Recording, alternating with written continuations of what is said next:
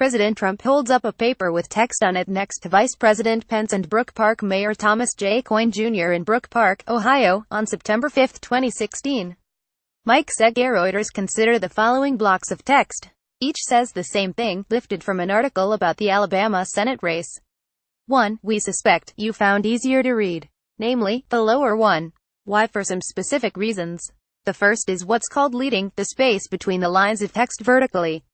Pronounced like lead, the term is a reference to a time when lead was used to space out the lines of text in a printing press. The second block also includes a paragraph break, making it easier to separate out the ideas it includes, as you might list a phone number as 5,553,226 instead of 5,553,226 to make it easier to remember.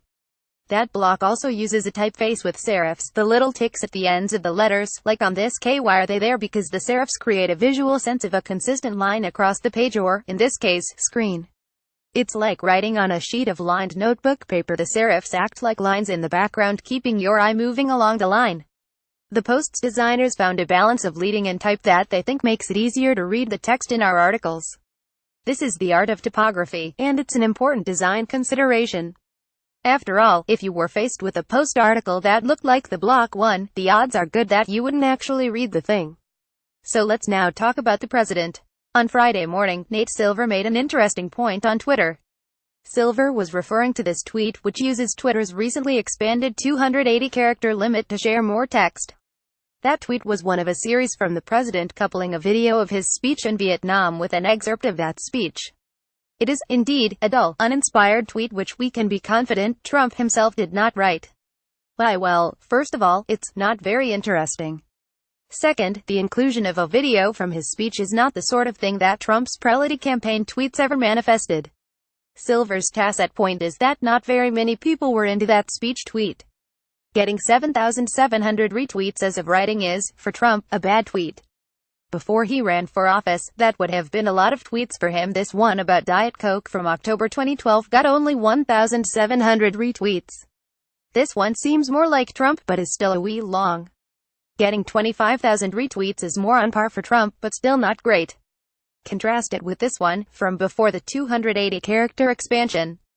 Granted, the subject matter of the latter is a bit more controversial, but Trump saying that it was alright to take advantage of Americans that had no clue is this sort of thing that, once upon a time, might have been a blockbuster.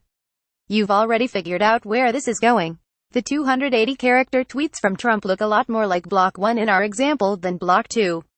Viewed in a timeline in a browser, it's hard to read in a different way long lines of text in smaller type. We are not typography experts. Brendan Griffiths, director of the MPS Communications Design Program at the Parsons School of Design in New York, is, specifically in the context of designing for interactive platforms. To get his assessment of the typography of the new, bulkier tweets, we asked him to consider this tweet from Twitter CEO Jack Dorsey. Griffiths wasn't too hard on Twitter's designers. Certainly I think that this is less legible than the historic iterations of the platform, he said. It could be probably a bit looser in the leading and it would become more legible. Part of this is specific to the expectations Twitter users have. Griffiths expressed his wish that the platform would return to an older iteration in which it was solely short blocks of text, making it easy to skim a lot of information at once. When Twitter introduced photos and videos and began including images with article links, that reduced the number of tweets that you could see on your screen without scrolling, a trade-off made in favor of more compelling content.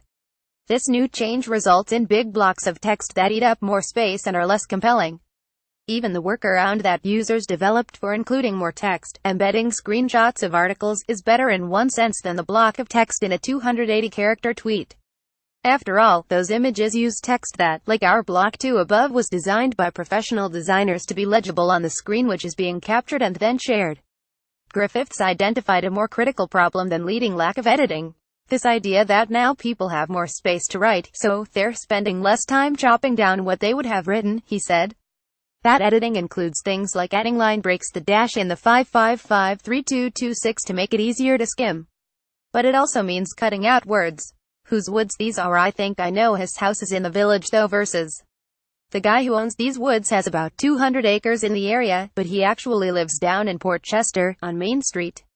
John Smith works at the grocery Of course there's that kind of human nature. Any larger chunk of information is going to be more difficult to digest than something pithy, Griffiths said. That's a reality for us and always has been. In the case of Twitter, the platform necessitates brevity, and when you take that away, it actually does become more and more difficult to parse what's being said by an individual user. The way in which people read Twitter, scrolling quickly through it, means that short blocks of text are more likely to be grasped as they zip by. It was probably the case, he said, that bigger blocks of text were cutting down on the extent to which those tweets were being read. In other words, that Trump may actually be undercutting the effectiveness of his preferred platform. Griffiths had a question for us, too.